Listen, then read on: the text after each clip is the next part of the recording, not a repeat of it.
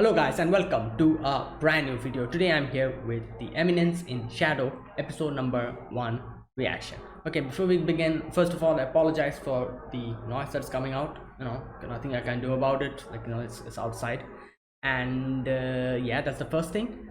Okay, so before we begin, I would like to say that this is a manga that I had my eyes on from a lot of people. I've heard that it's quite good, so I had my eyes on. I wanted to check it out, but before I was able to, an anime came, got announced, and I was like, all right, so let me just wait.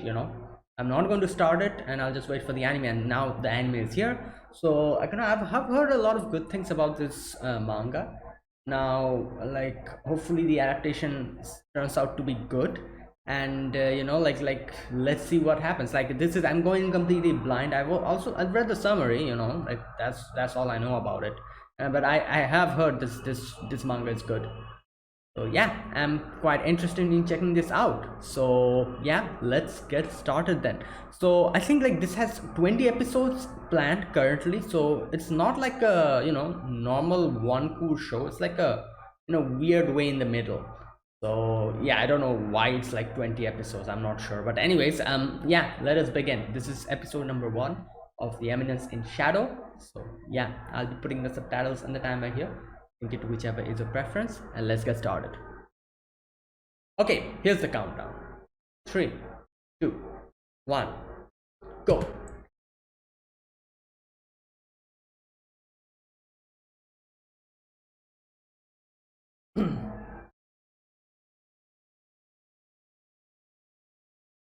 I read the summary, but I've forgotten about it. Is this an isekai, or is it something else?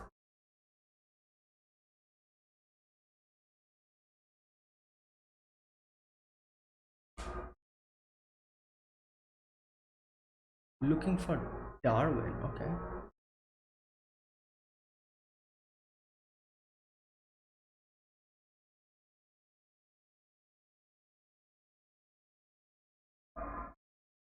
Hmm.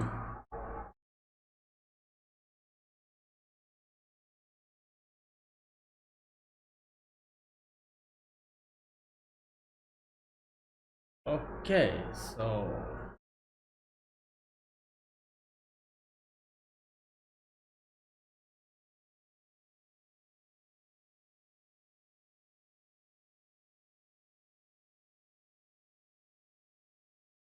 whoa, what's going on?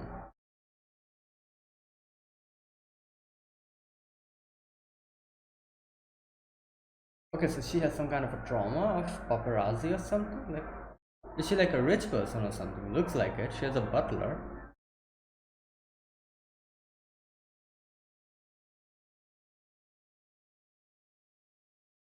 Oh no, what? Someone following her? Yeah, she's like a Ojo-sama or something. Like that, okay. Oh, okay, so she puts up a front. Nishino. Her voice, she's done so many characters, I don't remember the name. What the? He just drop his bag like that. What? Kageno.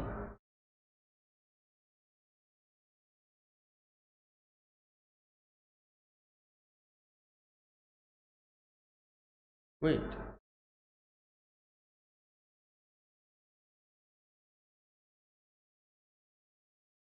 Yeah,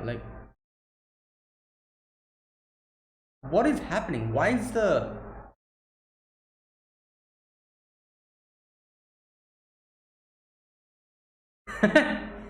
wait?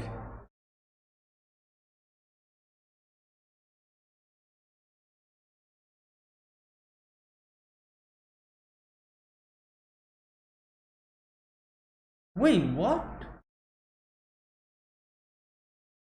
Oh my god, what's going on here?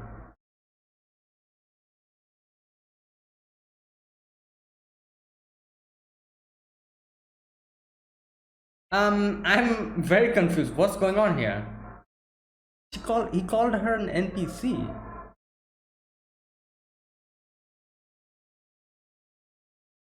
Oh my god.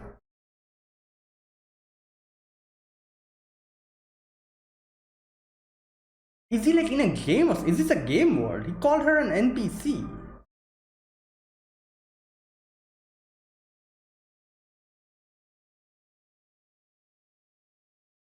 What? Okay.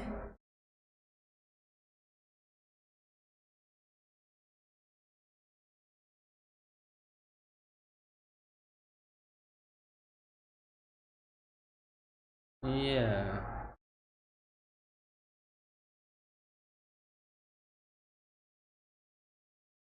She said that I hated him. Past tense. Why? Does she not hate him now?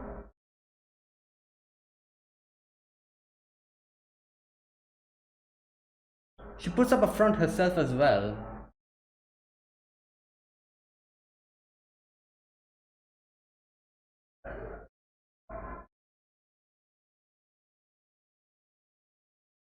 Um, what?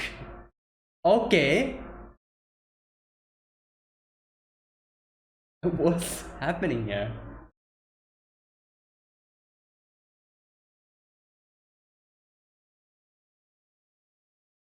Oh, so she's in the okay. The celebrate that was the PTSD. Okay, okay. Yeah, putting up a front.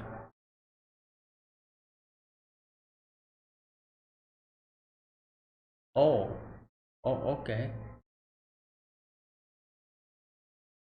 A good English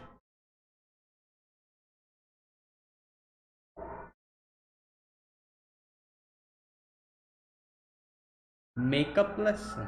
Oh, that's why.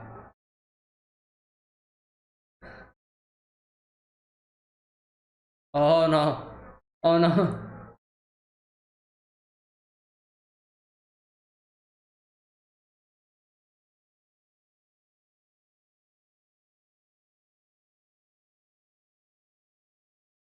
Hmm.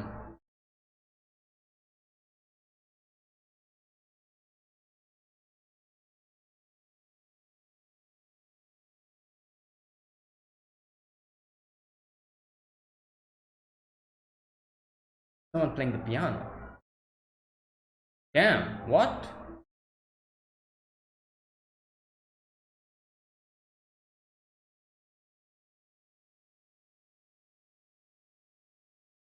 Okay.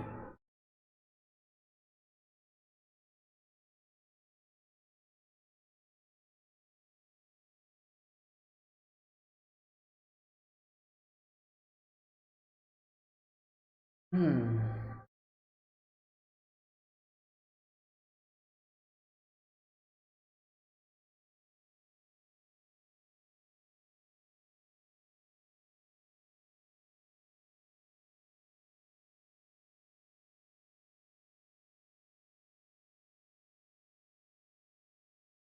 What? Did she get caught or something by some thugs? Oh no, her yeah, the person who drives her back and forth. Her butler got. Wait, why are there still people here at night? Why? What are students doing here at night?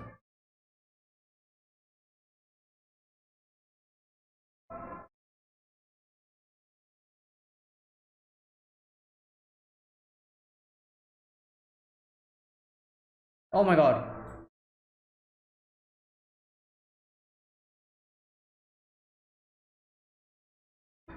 All right. Yeah, I knew that was going to happen. Oh. Oh,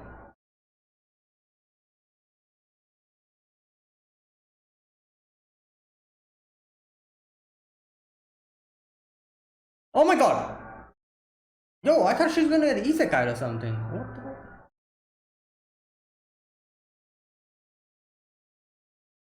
Oh my god, what's going on here?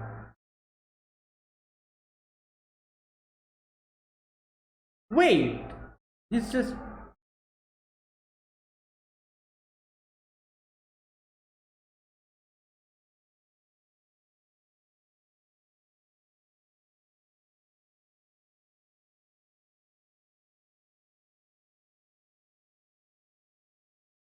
Okay,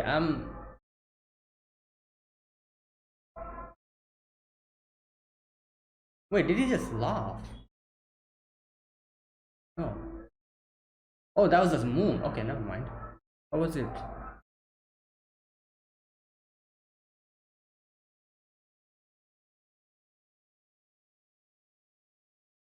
Daughter of the heron.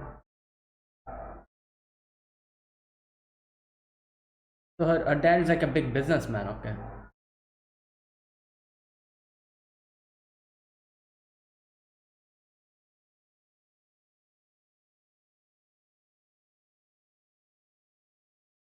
Outsider. He called him an outsider. What was that? Did he record that? Okay.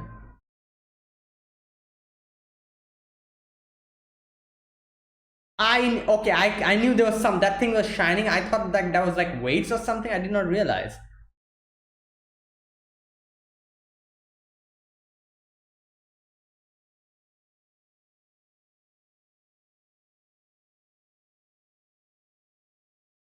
Oh great. Ah.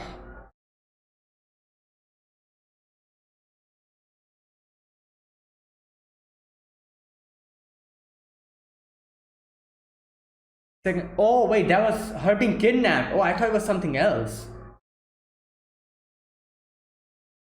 Oh my god.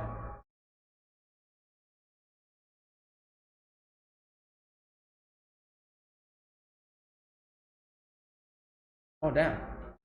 He- His entrance is crazy.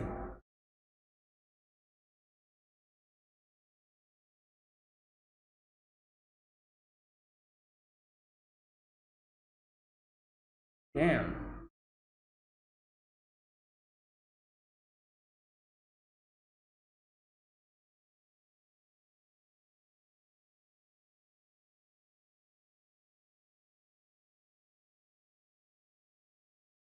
Yeah. Okay. What?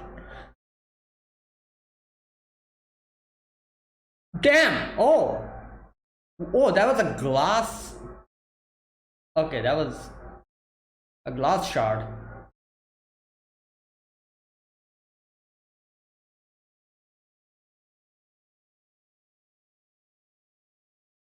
Oh, he dropped the gun. Hmm.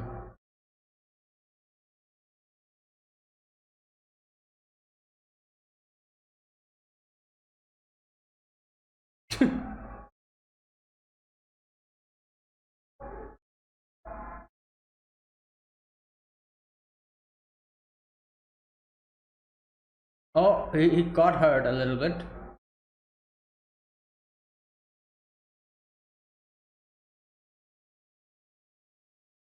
Oh boy.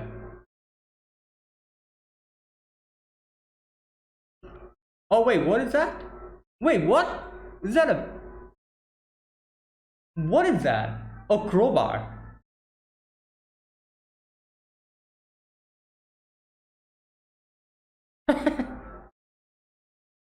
Oh, that's a tonfa.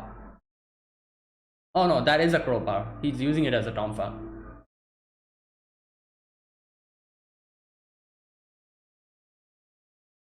Yeah. Okay.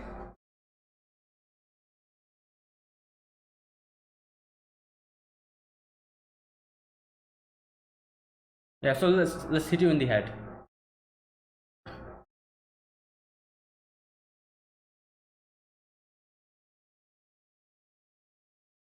Yeah.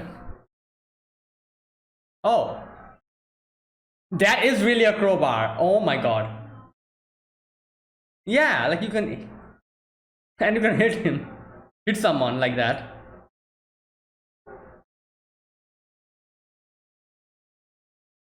Oh wow. Okay. Damn. Well, Mr. Ex-military man. Oh my god. Oh whoa. Okay. He has a name.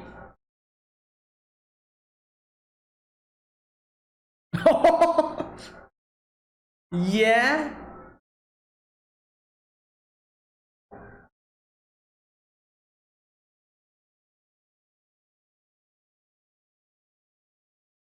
Oh! Oh! Oh yeah, okay, yeah, yeah, there you go, that's it.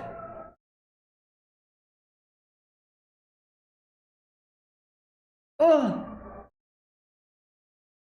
Mary finds the shop, okay. Oh my god. Yeah, there you go. You got what you wanted. You wanted to beat people up, so yeah. Ah,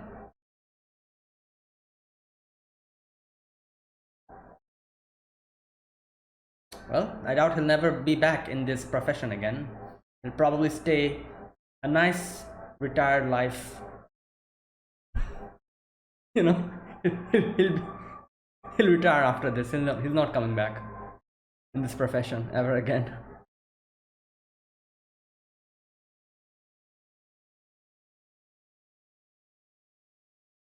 Yeah. Well, he's just going to cut the rope, I hope. Yeah. There you go. Only the rope and the handkerchief. Oh, it's gone. And his face was hidden, so he doesn't know who it is. Yeah. Wait, did he like? Oh my god, he just disassembled the. What? When did he do that?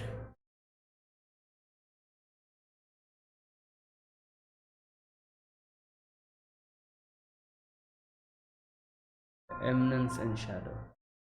So he's someone who hides in the shadow and does, like helps people out. Is that what he is?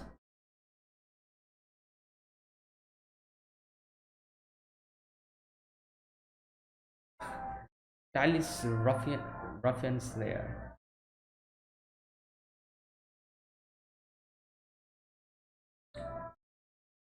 Wait, I actually thought this was an isekai. This is not an isekai, or I'm not sure.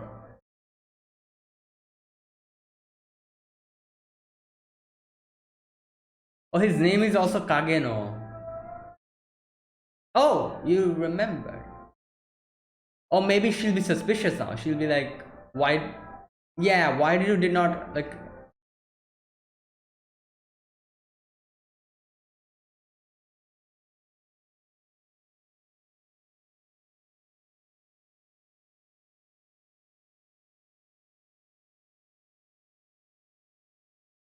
Okay.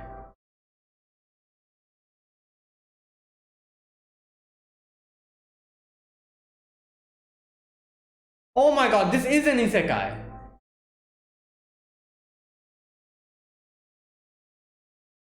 So he got isekai after this. Whoa, no, or maybe not. I'm not sure. I really am not sure. Like I said, I read the summary, but I forgotten about it. So I think this is an isekai. This is supposed to be. So in the end, we see Truckun got him. That means yeah, he's in the other world now. But then why were we introduced to this girl here, Nishino? Um, like she's in this world, and okay, maybe like I've seen a news like this is like a new style of anime where we get to see like a main character in the beginning, and that character we get to later on realize that that person is not one of the main characters, and that person would only appear in that first episode one time, and that's it. Maybe Nishino is that type of a person here. Like, okay, there's still something.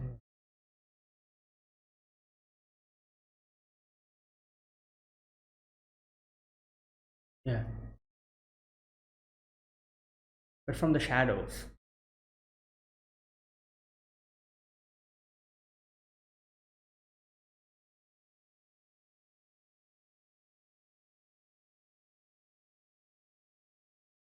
Yeah.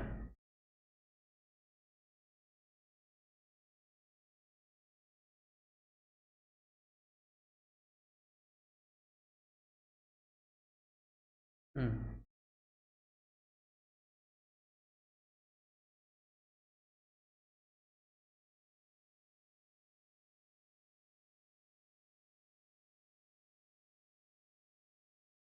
Hmm.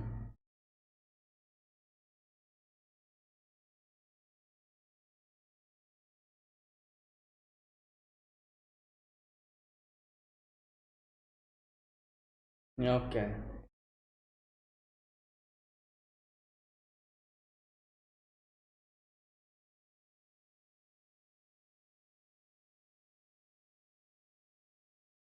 Yeah, in front of guns. True. Like he cannot do anything.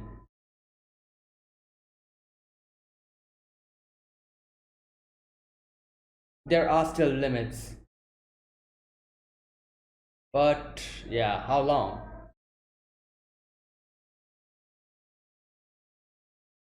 Exactly. If a sniper shoots you from distance, what can you do?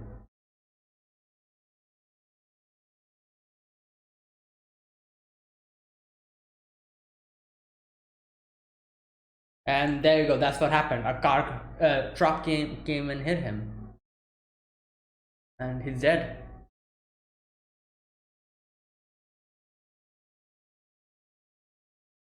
Damn.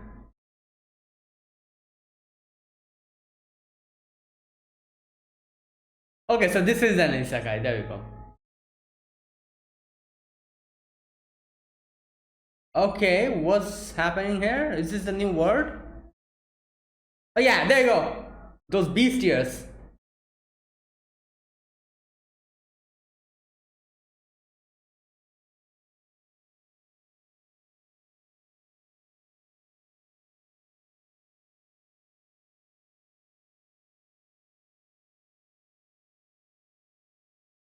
Oh damn.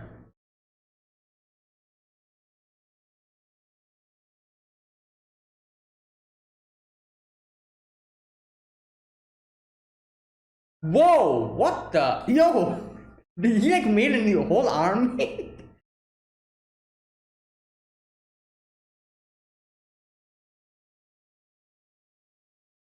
Yep, it's an isekai. Oh no. Okay, well, yeah.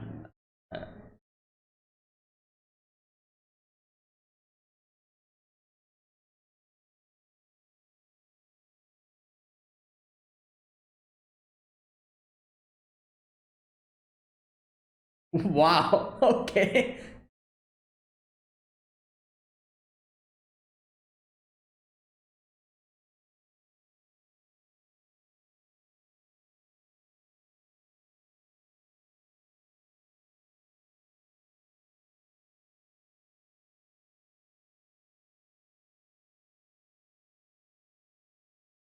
Okay, he wants to be in the shadow. Yeah, there you go. Yo, does he have a crowbar?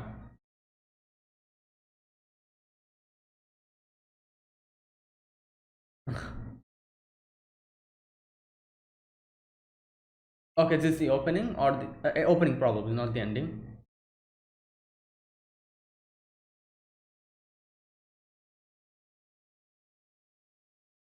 Okay, I'm liking the opening, like like the by opening I mean the starting of this episode, this show.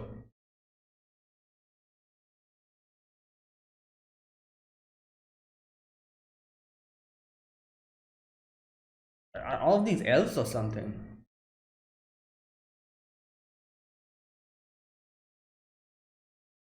Damn.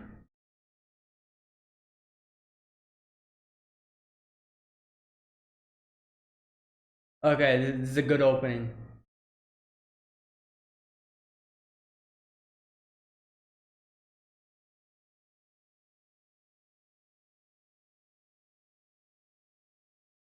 Okay.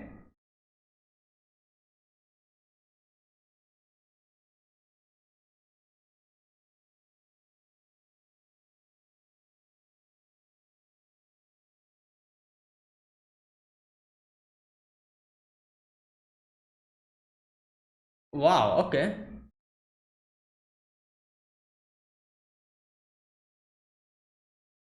I love his. the coat that he's wearing, like that that okay, I think that's it. Yep. Wow, okay. You know what? I have to say, I really at the beginning I was so confused as to what's happening. Like, first of all, I was under the impression this was an isekai, and then I suddenly see them actually, like, like in a normal, like, world, and in the real world, and like them going to school and all, and I'm like, wait, what? Wasn't this an isekai? And then I was like, okay, maybe not. Maybe it's not an isekai. I just made a mistake. And then he starts calling the girl NPC, and I'm like, wait, what? Then I was thinking, like, wait, is this like a game world or something? Like, that's why he's calling her an NPC. And since we're seeing everything from the girl's perspective, Nishino, I thought maybe that's what's going on. Like, she's an NPC and she herself doesn't know it. And since we're seeing the world from her perspective, maybe he's like a human who has been isekai in a game world or something. I thought about that. And then we suddenly see him die with like, a truck killed him, and then I was like, okay, wait a minute. So no, this is no game. This is nothing like that. This was actually the real world. He now is going to get isekai. So he was actually like, like in the real world, he was practicing martial arts and doing like he beating up these people. Like, when he was beating up until the end, I thought this was a game world or something. That's what he's doing. That's why he called her an NPC. And all that, he's been isekai in a game world. But then when Truck-kun got him, I realized, no, this is not a game world. This is the actual world. He was actually doing all of that. And I'm like, okay, so wow, that's kind of impressive. So basically he has the proper training, to go and show, I don't know, like that's like, the proper training, the martial arts and everything that he did, the experience of fighting. He actually has that, so that's going to help him out in the other world now, or something like that. It's going to enhance his power or something like that. I'm sure. But yeah, all right, okay. I have to say this was an interesting first episode. I like the way they kind of put the perspective on the girl, and then we shift it from the girl to the boy in the end. Like I said, now there's another thing that I said, that I do wonder what Nishino's role is in this.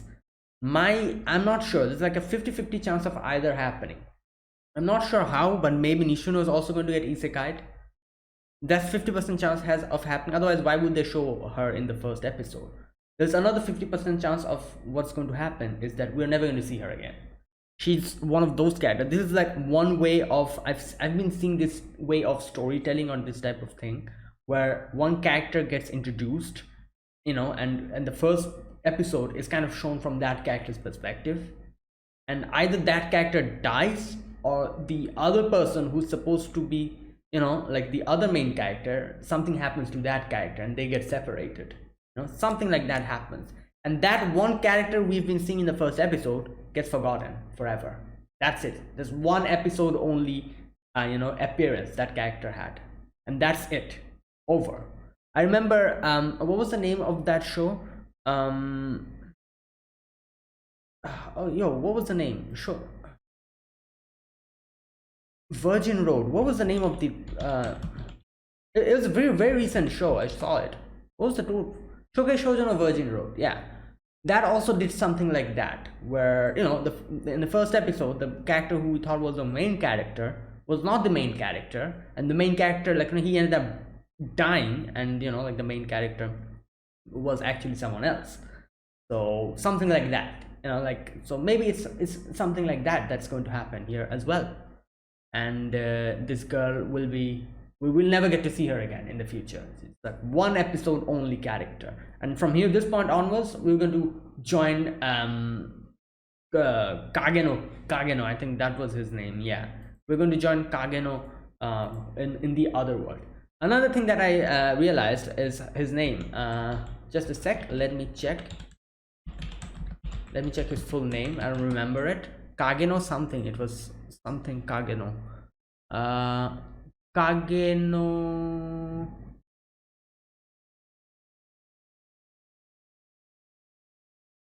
Wait, it's something else. I'm not. Okay, never mind. Kageno. Kageno. The name of the Japanese name of the show is Kage no Jitsurokusha ni Naritakute. It's kind of interesting. His name is Kage no. like Kage, obviously shadow, no, like like in the shadows. So his name literally means in the shadows. Wow. His name means in the shadows, and he wants to be a hero from the, like who's going to help everyone from the shadows. Okay, that's interesting. All right, so there you go. These are all the things that was kind of interesting. Now I would like to know from you guys, no, like no spoiling please, but let me know how the adaptation is. Like I said, I've not read the manga. I've heard the manga is quite good, so let me know, is this first episode properly adapting the manga, or have they skipped parts or something like that? I really want to know, because this is one thing that all the times, like actually scares me of about all animes, which I've heard the manga is good. That will the adaptation be as good as the manga? So can you please let me know? Because from the anime in itself, since I'm an anime only watcher, this is the first episode I'm watching. From the looks of it, I enjoyed this first episode. But can you let me know if the manga was even better, or did they like cut stuff from the manga and like kind of gave us like a what they do usually? From the looks of it, I don't think they have cut out stuff, because this was like basically the introduction, so yeah, still let me know, give me your opinions. People who have read the manga, give me your opinions on how how is the first episode comparing it to the manga. And yeah, so there you go.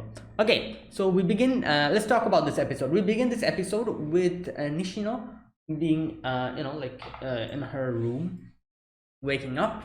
She has to go to school, so she, we see her house is empty completely, and which kind of shows that she's probably as we get to know later on, she's like a rich girl, like an Ojo-sama kind of character, and her family is rich, and her dad is probably, as we got to see in the later section that those criminals said, that his dad is like a business, I'm guessing, like a businessman, a big businessman or something like that, a famous person who has a lot of money. So yeah, that's why I'm guessing her parents are not at home or something like that, maybe in work, maybe the butlers do all the stuff, and stuff like that. So we see her getting ready for school and opening the door, and she gets like a little scene, like a PTSD scene, and here we get to see, and we get to know that she probably has some kind of a trauma, and something happened. So while this was going on, we see there was like a car waiting in the shadows, keeping an eye on her, which obviously we get to know in the end that those were those kidnappers who decided to kidnap her for the ransom money and all that. Now after that, we get to see she is in school, and suddenly she puts on a facade, like a mask, and she's like, oh, good morning everyone, smiling with in front of everyone, and just all that things she's doing. And she's putting up a front.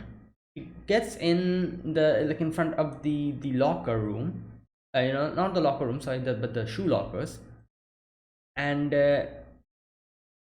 she says there's one person I hated, something like that she says. Yeah, I'm guessing she's recalling all these times, because I think she, just a sec, you know what, let me go back to the part. I think she said I hated, it was past tense.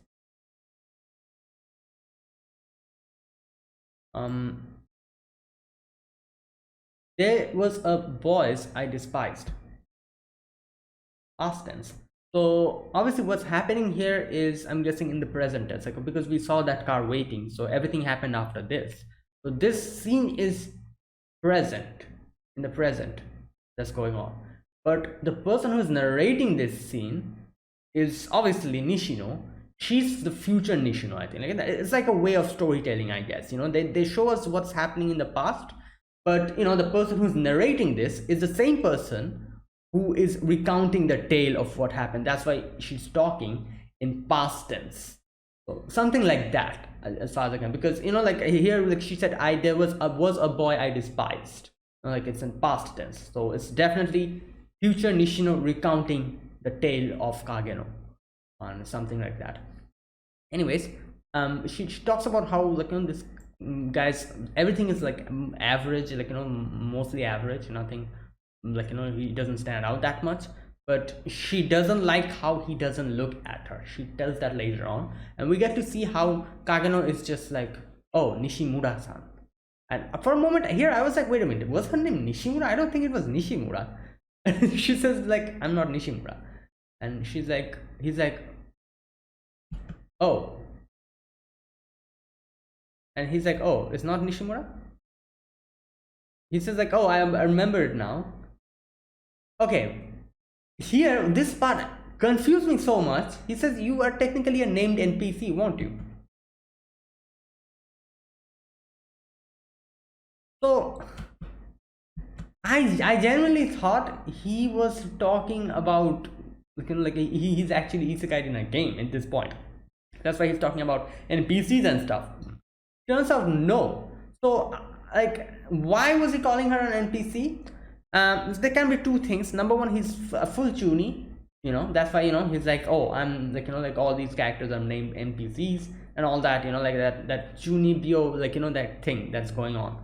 Either that, or since he hides her like actual self in front of a mask, maybe that's why he called her an NPC. Maybe that's also, I can be a reason, I don't know. But this was genuinely confused me. I thought like he was like isekai'd in a game, and this was a game world. He was the main character who got isekai'd, and Nishino is actually an NPC and she doesn't know it. Something like that was going on. I was thinking. Turns out nothing was like, it was nothing like that. Okay.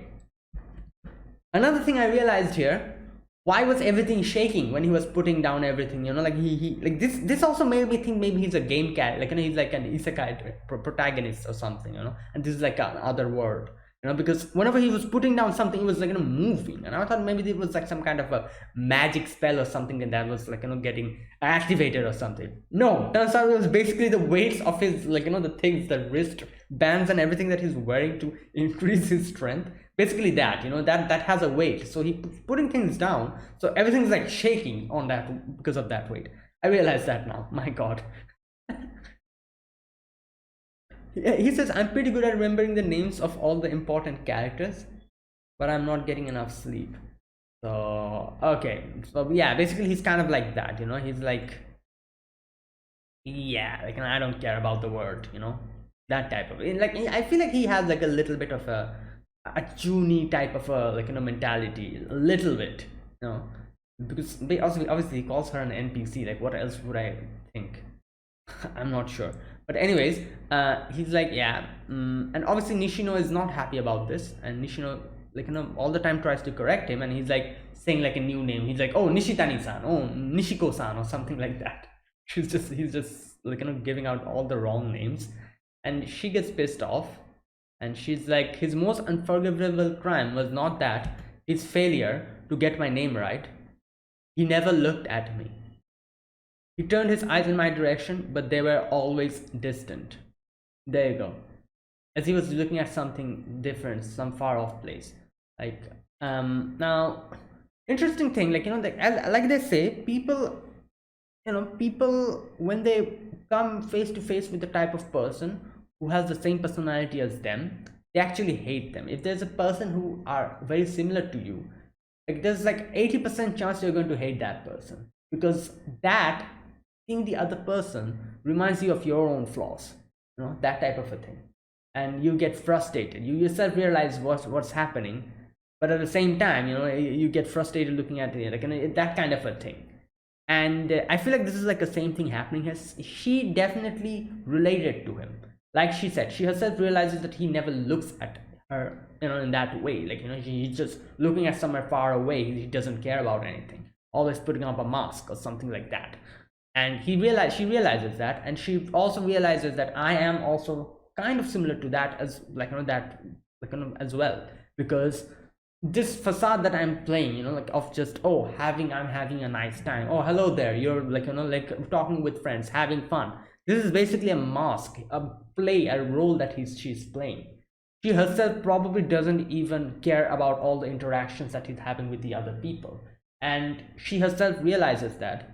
But seeing him also kind of acting like that makes her feel as if she's looking at a mirror and seeing her own flaws, which makes her even more frustrated. Something like that.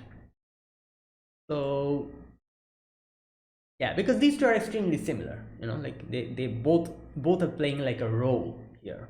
Both are not interested in what's happening in front of them, but they are kind of making it seem as if they're interested.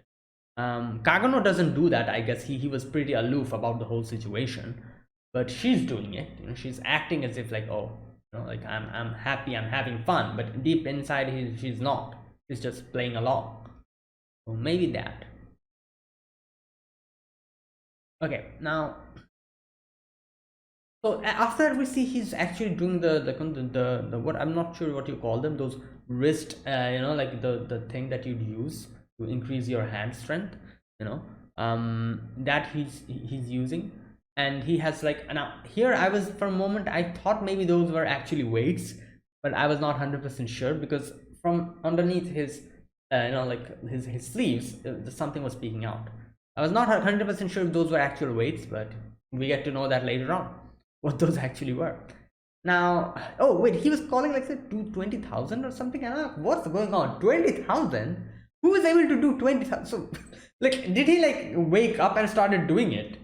Probably that. He was probably, he just woke up, like, you know, like from in the morning, and got like, you know, the wrist presser or whatever you call it, and it started like, you know, just exercising his hand, like pressing it, and probably like, you know, brushed his teeth, got like, you know, ready for school while doing that, and was probably walking from his house to school, and that's why he's like 20,000 or something like that.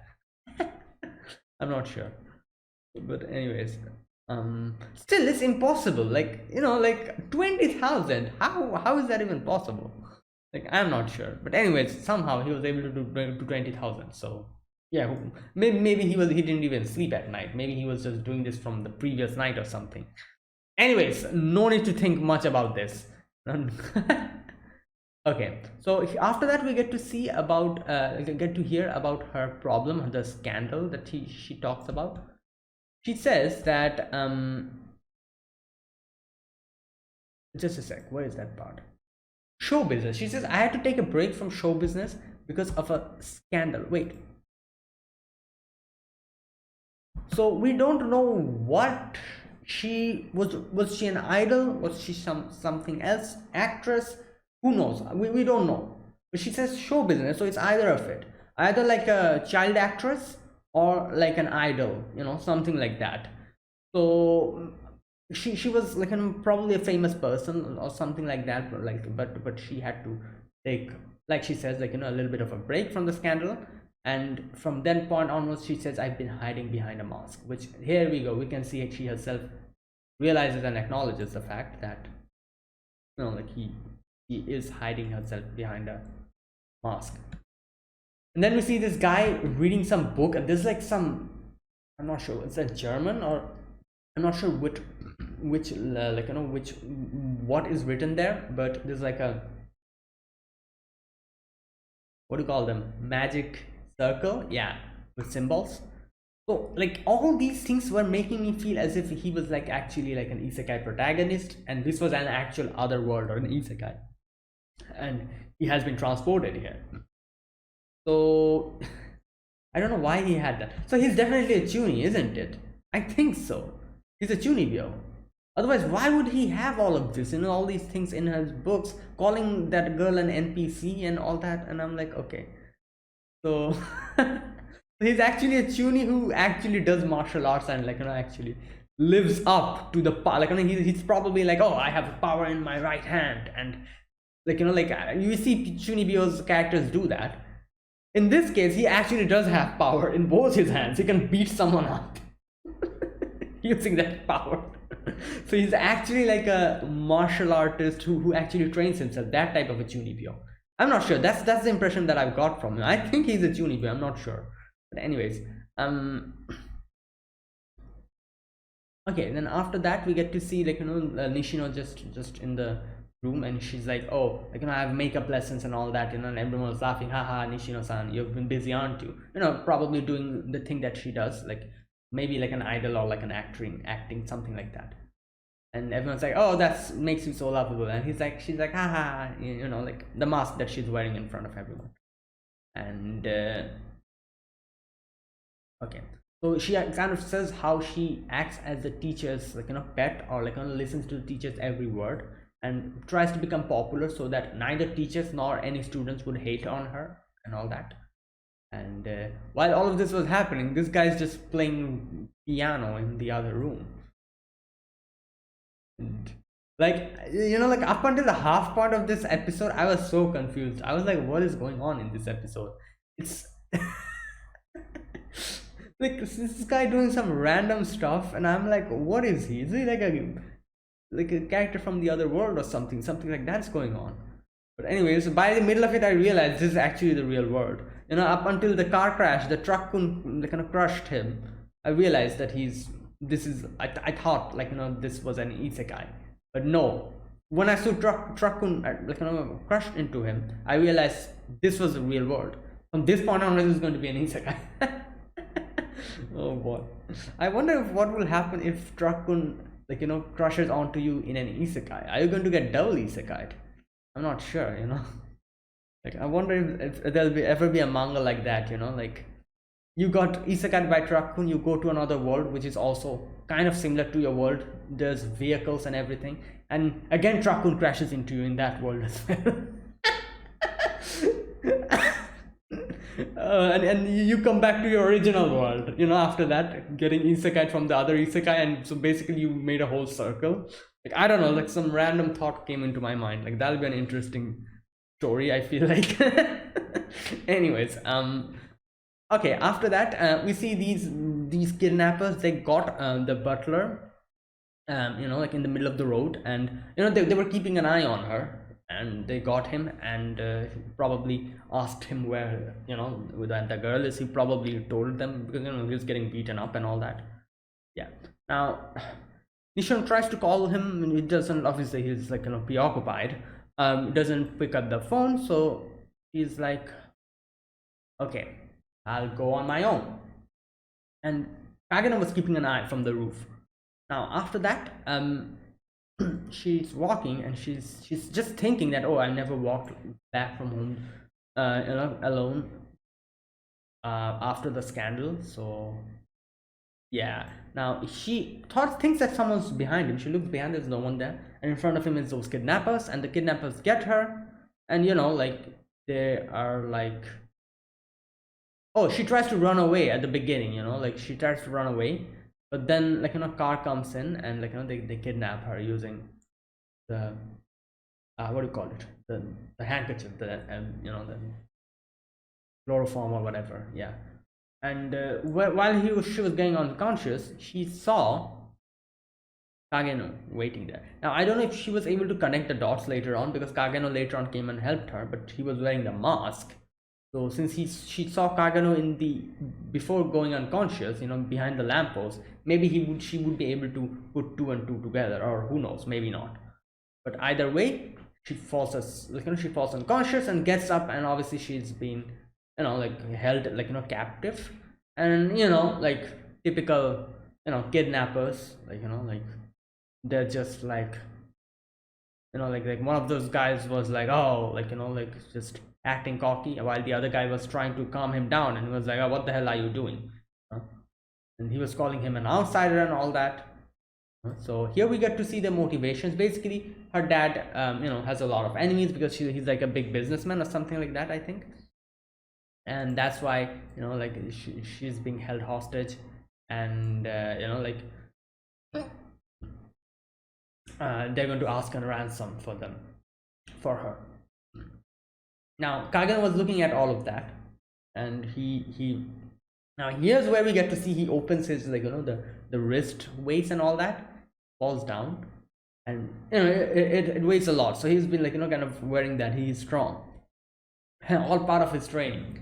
And he quickly goes on the roof, that glass pane or whatever, I'm not sure what you call them, on top.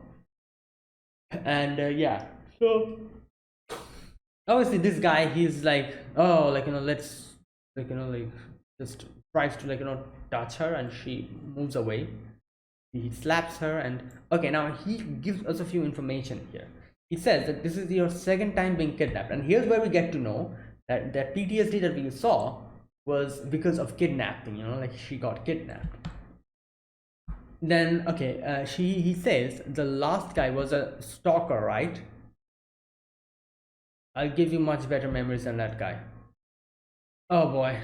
And yeah, so then, you know, like she's just yammering about all of that, and Kageno gets on top.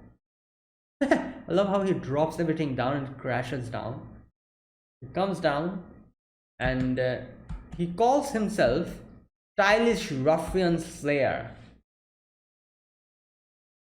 And he was going to shoot him, and he just throws the glass pane at him, and yeah, just puts him down, and he's unconscious. There you go. That guy's taken care of. But then comes in the ex-military guy. He's like, like, you know, I have had my fair share of fights, you know, in the army and all that, like recounting his tale of how he once, like, you know, like killed someone and realized after that he went crazy or something.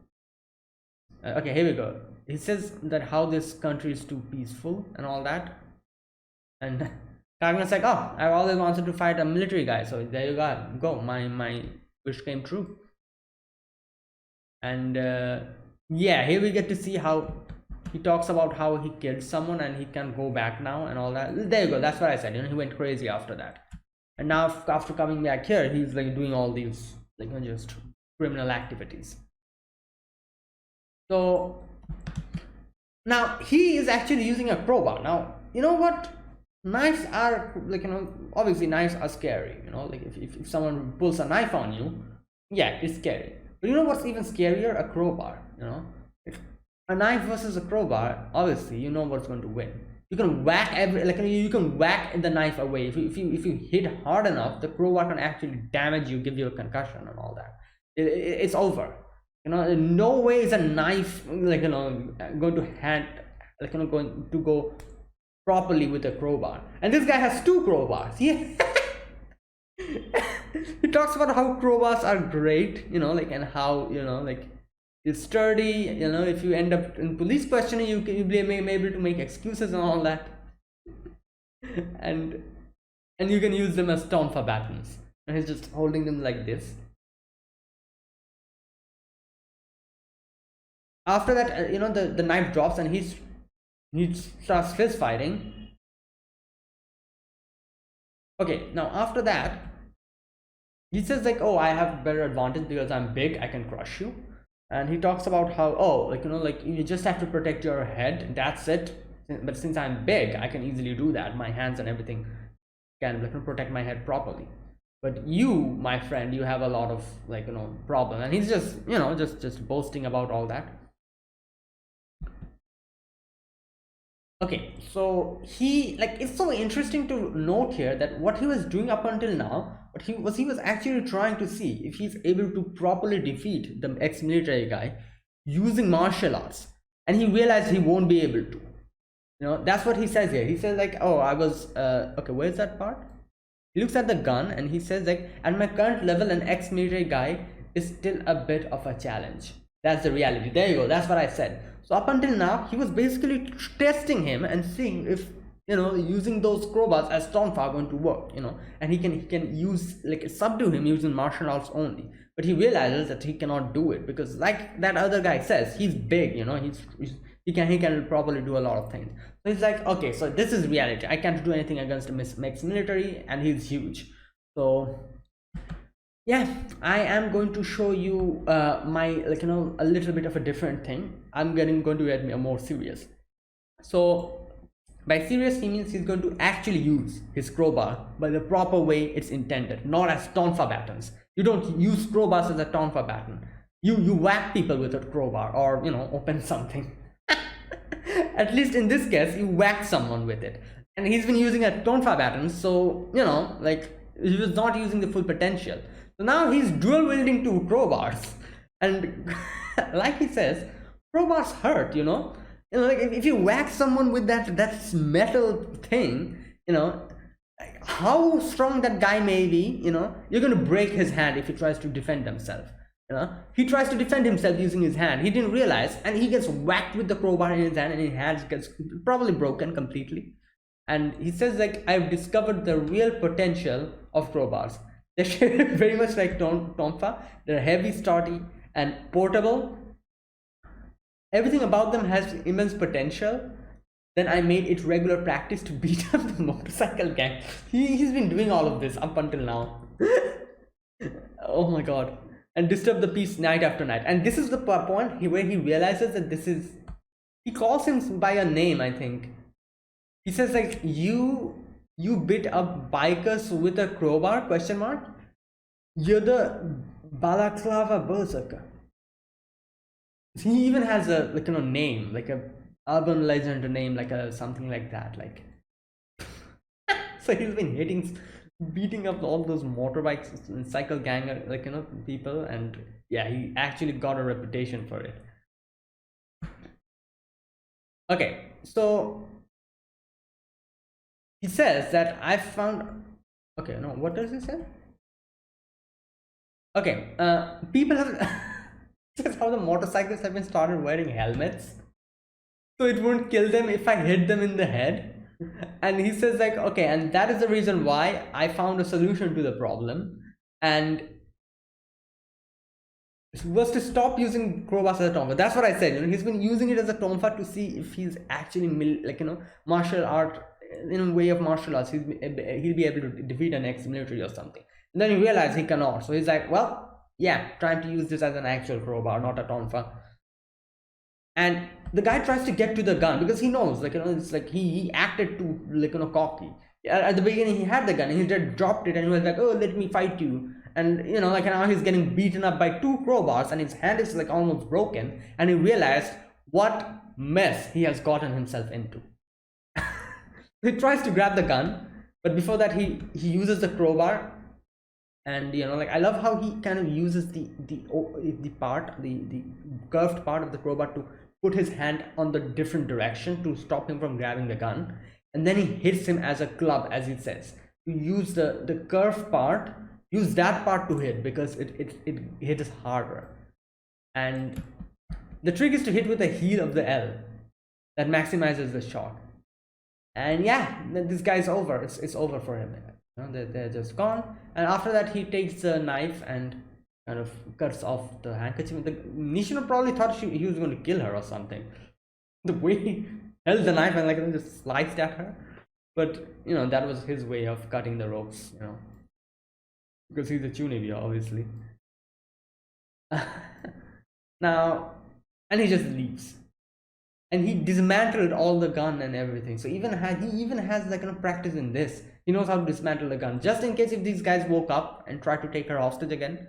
Dismantle the guns. Like, these people won't be able to put together a gun, like, obviously. So, and then he talks to himself on top of the roof. He's like, oh, like, I won't be able to do anything against an ex-soldier. I realized it now. And like, yeah. After that, everything, like, goes well. The police gets, like, called, and like, her dad put everything under the rug, because like, otherwise there'll be a lot of, like, whole new problem will start. And, like, like, with the paparazzi and everything, the media. So yeah, no need to get into those type of, like, situations. Now after that, Nishino comes in, like, next day in the morning to the school, and like, he meets Kageno here, and this time Kageno is actually looking at her. She thought that he was just going to mistake her name again, but then she was surprised when he called her with his name. And she says that Kageno-kun is just like me. He lives his life also hiding behind a mask. Like, obviously we knew that from the beginning. And she also says how she feels he's actually looking at her now. Don't know why, but he's actually looking at her. And I thought maybe she's going to put 2 and 2 together or something. Probably not, like, I was thinking maybe she'll realize that, oh, maybe that guy was Kageno-kun. Never mind that. Now after that, we get to see that in the living room that she usually leaves from, there's a news that's playing, and it's talking about Kageno getting uh, you know, crushed by a truck. Obviously Truck-kun got him. It was a matter of time. You know, he was doing all this training and everything, so Truck-kun was like, yep, my time has come, let's go hit some people. Isekai them. Oh, that's a good candidate, he has prior training, let's hit him. And that's what Truck-kun did. He got isekai'd. You know, like, god damn. Oh, now after that we get a little section, you know, after the after credit scenes, we get to see a little bit of Kageno's story. And he talks about how everyone loved heroes, but he also loved heroes, but in a different manner. He loved heroes who always were in the shadows, and that was like his, like, you know, like he wanted to be someone like that. And you know, like, even though people, when they grow up, they forget about being heroes, you know, all that, like, they get matured and everything, they forget about all that stuff. But you know, like, he kept that thing in her heart, and she still wanted to be a hero. And that's why he went into martial arts training and everything. He did, like, you know, a lot of martial arts. He has done like, you know, track, he has done kendo, he has done probably judo, karate, everything he probably has done. And he's properly trained, like, oh god damn, like, obviously that was the reason why he was, even though that was an ex-military, he was able to get them. Like, he has been doing this from probably from a very young age, like, you know, these martial arts and everything. And yeah, so that's why he's able to take on those two. But you know, like, after that he says that he realized that even though he gained these powers by training and everything, he has a limit, you know. Everyone has a limit. Like, what can he do? He can probably beat up a few characters, you know, who comes in front of him, like using a crowbar. But if like 5% comes with a gun pointed to his head, he won't be able to do anything. And then he says, like, okay, maybe if I'm like the world champion or the strongest martial art in the world, if I'm able to reach in that position, maybe I can even take down those 5 people handing, like, having a gun. Maybe I might be able to do that. What about a nuclear bomb? You know, no person in the world would ever be able to withstand that. It'll just evaporate me. And I was also thinking, like, yeah, what if someone like shoots you from the distance, like a sniper rifle, and just kills you from the distance? What about that? You know, natural disaster. Maybe something else happens. Maybe you just, I don't know, like you know, something happens to you, like an earthquake or something, and you die, unfortunately. Something like that. Anything can kill you. Like, and that's what he's saying. You know, like, people has limits. And you know, like, me being a normal human being, I have a limit. I won't be able to become that hero from the shadow. All the heroes that we see in the television has some kind of a power. Spider-Man can you know, use his spidey powers. You know, Batman is rich, I guess, and also he has a lot of gadgets and stuff. I don't know, I'm not that much well versed with superheroes, you know. I just know like a bare minimum about them. Since I devote my whole time to anime, I usually don't go into, like, you know, like these Marvel or DC, like, you know, I don't go into those things. Like, my full attention is in anime, that's why. I've always thought about, like, you know, watching, like, you know, Batman, or like, you know, but I've never done that because of this. Anyway, I went on a tangent completely. However, I've played the games. I'm a big video game, like, you know, player. I've played games, however. I've played Batman games, I've played Spider-Man games, all that. Anyways, so yeah, like, you know, all those superheroes, they have some kind of a power, you know, like, that's what makes them special, and they are able to do. But he's a normal human being. What can he do? You know, like he says, you know, I'll just die over there. So that's my limit. But finally, my time has come. You know, like, we see him in the new world. He's like, you know, he's in this new world on top of a tower or something, and he's like, yes, this is my time, I have the power now, like, the little English that he spoke. And we get to see this isekai. There's a lot of people we see here. Some people have, like, you know, elf ears. Some of these girls have, like, you know, like some beast ears and all that. And there's like a huge, like, a whole army of these girls. And I'm like, god damn, like, he just came into an isekai and made a whole army of waifus. Like, that's what he did. Basically, like, I've not seen a single male character here. Not a single. Everyone's female. So basically that, he came to an isekai and started made like a army of wife. Well, yeah, I guess. So And you know, I'm guessing they're going to work from the shadows, and they're all calling him Lord. So I'm guessing like they're part of an organization or something. And he says how, you know, like he is the type of a person who's going to move this story from the shadows, and he'll help everyone from the shadows, and that's what he wants to become. And he has been finally able to, like, you know, just gain, like, you know, was able to get this after being isekai'd. That's where it ends. So there you go. I love the first episode. Oh my god, I almost bit my tongue. God damn. Mm, ah. Yeah, what was I saying? Yeah, I like this episode, you know, like this is the first episode. And like I said, if there's any manga readers here, um can you please let me know if the adaptation is okay or not? Like, did they skip stuff, or like, you know, or anything like that, or is the adaptation good? Let me know in the comments, because I've not read the manga. I have no clue. But yeah, I like the first episode. It's a good start, I feel like. And I'm interested in how they're going to do this. And I'm kind of interested whether we're going to see Nishino ever again, because like I said, maybe she's like just a one episode character, and she'll never come back. Maybe she's just that's her role or something like that. Who knows?